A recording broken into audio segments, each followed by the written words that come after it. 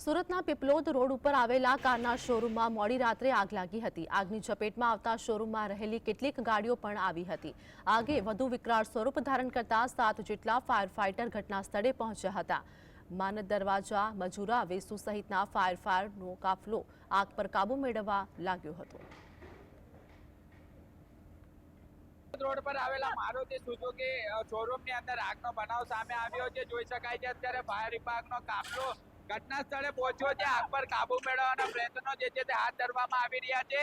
સંપૂર્ણ શોરૂમ જે છે તે કાચ લગાવવામાં આવ્યું હતું અને અંદર આગ લાગતાની સાથે ફાયર વિભાગના જવાનોને પણ અંદર પહોંચવાનો ખૂબ જ મુશ્કેલીનો સામનો કરવાનો વારો આવ્યો હતો। આપણી જોડે અધિકારી ઉપસ્થિત છે।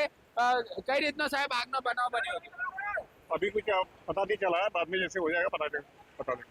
બિલકુલ જોઈ શકાય છે અધિકારીઓ પોતપોતાની કામગીરીની અંદર વ્યસ્ત જોવા મળી રહ્યા છે, પરંતુ આગનો બનાવ મોટો સામે આવી રહ્યો છે અને ફાયર વિભાગની ટીમ એક પછી એક પાણીનો મારો ચલાવી કાબુ મેળવવામાં આવી રહ્યા છે, પરંતુ અંદર ગાડી મૂકેલી હતી તે કેટલીક ગાડીઓ પણ સળગી ગઈ હોવાનું સામે આવી રહ્યું છે। સાહિત્ય